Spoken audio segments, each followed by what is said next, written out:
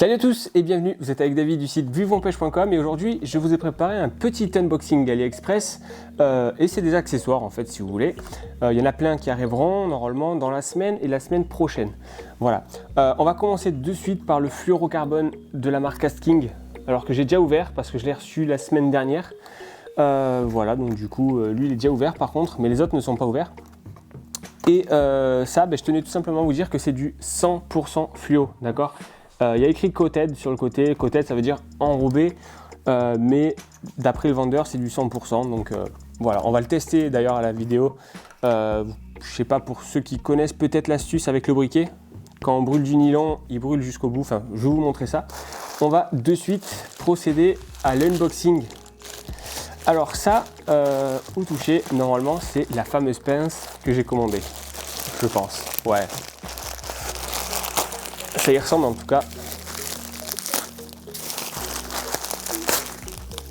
Ouais, c'est ça. C'est la pince, la fameuse pince. Ouais. Avec le petit leash et la petite housse qui va bien. Voilà, donc ça par contre, concrètement, je vais changer le mousqueton. Parce que clairement celui-là il va vite sauter, il va vite rouiller. Et bon, l'anneau là j'en ai plein. Ça c'est pas un souci, même si rouge je pourrais le changer. Par contre il est sympa leur leash. Ah d'accord, il y a un câble d'acier en fait qui passe à l'intérieur. Je me disais il était un petit peu rigide. Parce que moi je les fabrique les miens. D'ailleurs je vous en ai porté là. Mais si vous voulez je le fabrique avec du fil de tondeuse à gazon, de débroussailleuse plus précisément. Et en gros ils sont beaucoup plus flexibles, vous voyez. Donc là j'accroche mon ciseau. Et puis je mets un mousqueton inox derrière. Voilà, et puis je l'accroche à mon sac pour pas le perdre dans les rochers parce que j'en ai perdu une paire des ciseaux. Et de même pour le kayak, pour le leash, en fait je l'ai fait aussi en plus gros. Pareil, voilà, pour accrocher divers accessoires. Hop, pour le moment je les fabrique, j'ai pas encore le kayak. Tac, alors pour revenir à la pince, petit scratch ici sur la housse. Hop, on enlève le petit papier. Donc ça c'est la housse. Bon, je pense que la housse, on n'en a rien à secouer. Même si elle peut être accrochée à la ceinture. Je viens de voir ça à l'instant. Alors ça peut être intéressant parce qu'on peut l'accrocher à la ceinture ou sur le côté du kayak, au niveau de la poche. Et voilà la fameuse pince AliExpress. Hop, on la fera mieux comme ça. Elle est vraiment sympa. Elle est vraiment sympa, les gars. Il y a le petit crochet au bout, là, qui va bien. Attendez, je vais mettre ma main comme ça, on le verra mieux. Il y a le petit crochet au bout qui va bien, là, pour enlever les petits anneaux. Bah alors, j'ai perdu le nom. Bon, pour enlever les petits anneaux. Il y a le petit crochet au bout, là, qui va bien. Attendez, je vais mettre ma main. Pour enlever les petits anneaux de voleur, pour les changer. Hop, elle est super fluide. Et en plus, ergonomiquement parlant, elle est terrible. Hein. Elle est grande. Par contre, il n'y a pas de coupe-fil. Ah, belle. On peut faire les anneaux pour ceux qui craftent. Vous voyez, ici, là, on a le trou pour faire les boucles. C'est sympa. Ça va me permettre tout simplement de décrocher les poissons. C'est surtout pour ça que je l'ai acheté. Et pour changer mes triples par des simples. Bon, bon achat, je suis content. Alors ça, je crois que je l'ai payé une dizaine d'euros. Je vous mettrai les liens dans la description de toute manière, mais je crois que je l'ai payé une dizaine d'euros, la pince avec la housse. Tout est inoxydable dessus, donc du coup, ça rouille pas en fait. Il n'y a que le mousqueton à mon avis qui va rouiller, ça c'est clair et net vu la qualité du mousqueton. Mais très bon achat, je suis content. Hop, donc ça, on va le mettre de côté. Et ensuite, j'ai ce gros colis qui rentre même pas dans la caméra tellement il est gros.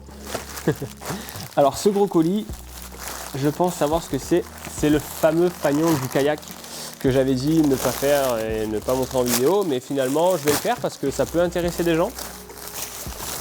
Alors, il y a des bulles. Il est bien protégé. Ouais, c'est ça. C'est le fameux fanion AliExpress avec le support.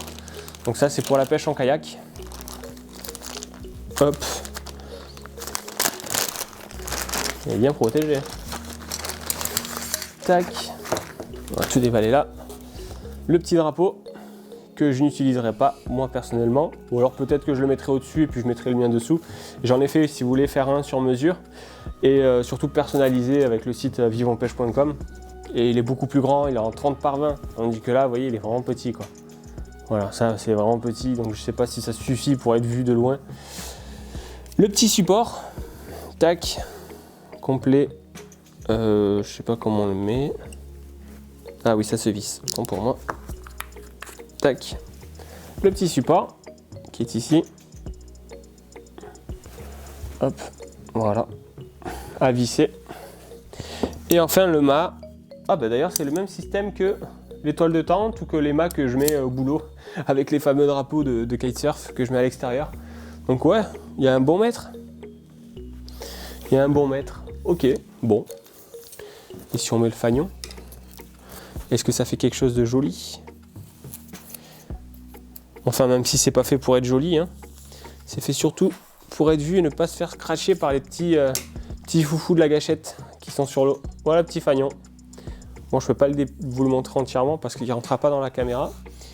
Alors, le support. Comment ça fonctionne? Ok, bon, classique. Hein. On met le buitonnier à l'intérieur, celui-là, et ça en resserrant, ça resserre les spires. J'imagine. C'est la logique après. Tac. Ok, voilà. Bah super. J'aurai mon petit fanion, mon petit mât. Tac. Par contre, il n'y a pas de vis avec. Ah si, je me disais bien quand même. Parce que j'étais en train de me dire, ouais, sans les vis, ça risque d'être un peu compliqué pour le placer. Ah, on a des vis sur... d'accord. Des vis pour mettre sur le rail. Ouais. Par contre, moi, normalement, j'ai pas de rail à l'arrière. Je crois sur le Supernova, il me semble pas qu'il y ait des rails. Il y a un truc, je sais pas à quoi ça sert. Si jamais quelqu'un peut m'aider là-dessus, cette pièce, je ne sais pas du tout à quoi elle peut servir. Je sais pas, peut-être que c'est pour éviter au fanion de ne pas bouger. Je sais pas. Et les fameux... Ça c'est cool parce que du coup, vous voyez, je l'utiliserai pour autre chose en fait. Ce petit kit de visserie. C'est des visseries sur rail que je pourrais mettre sur le côté. Donc soit pour mettre le sondeur. Bon, bah ça a foutu le camp. Je le ramasserai après. Hop. Et le petit fanion. Bah, je suis content. J'avais peur pour le fanion. J'avais vraiment peur que ce soit de la daube.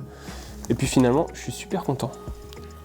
C'est cool. Le fanion, pareil, il m'a coûté une dizaine d'euros à peu près. Si jamais ça vous intéresse, je pourrais vous mettre le lien dans la description. Hop. Tac, ça on le met de côté. Alors, on va revenir sur le fluo de la marque Kasking, d'accord? Hop, celui-là.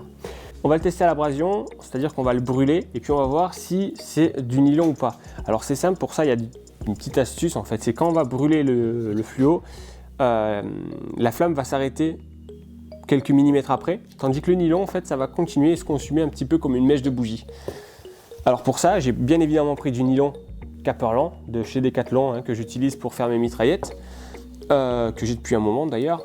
Le fluoro Berkeley, donc là j'ai pris en gros diamètre pour les besoins de la vidéo, qui traînait pareil dans un sac que j'utilisais à l'époque en bouchon, et le fluo de Kasking. Voilà, donc on va voir si c'est vraiment du fluo. C'est le but, c'est l'objectif de cette vidéo.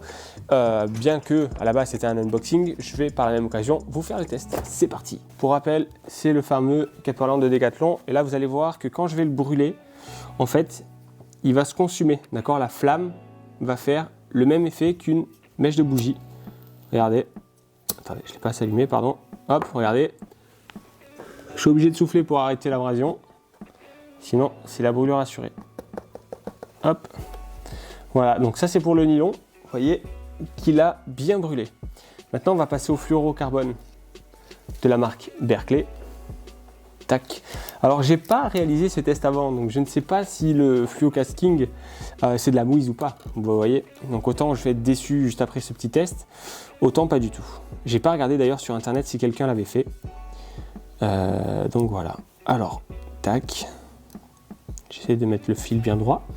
Et puis c'est parti. Je laisse la flamme, hein, comme j'ai fait avec l'autre. Et vous voyez, ça s'arrête immédiatement. Je sais pas si on le voit bien à la caméra. Je brûle, je brûle, je brûle. et ça s'arrête. Vous voyez, ça se consume pas, comme tout à l'heure. Tac. Donc ça, c'est avec le vrai nylon. Donc le vrai nylon de Berkley, bah c'est, le fluo de chez Berkley, c'est du vrai fluo. Et maintenant, on passe aux choses sérieuses avec le fameux fluo de chez Kasking. Déjà, on le sent qu'il est beaucoup plus souple en fait que... Bon, après, c'est pas le même diamètre non plus. Hein. Attendez, on va le couper pour que ce soit bien droit. Tac. Bon, ben c'est parti.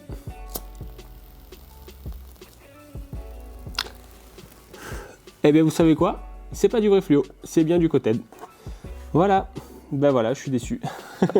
Je suis déçu, mais je préférais en avoir la preuve par moi-même. Donc, vous ne faites pas avoir. C'est pas du fluo, les gars. Après, ça reste quand même, je pense, un très bon nylon. Mais c'est pas du véritable fluorocarbone. Et là, j'en ai la preuve. M'aurait-on menti?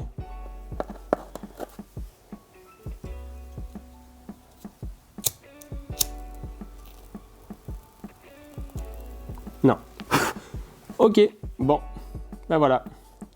C'est du Coted, les amis. Donc c'est bien du nylon enrobé de fluorocarbone et non du 100% fluorocarbone.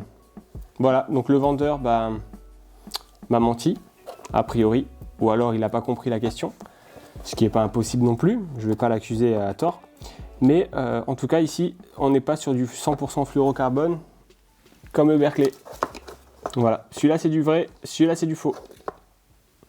Voilà les amis, je vous dis à très bientôt.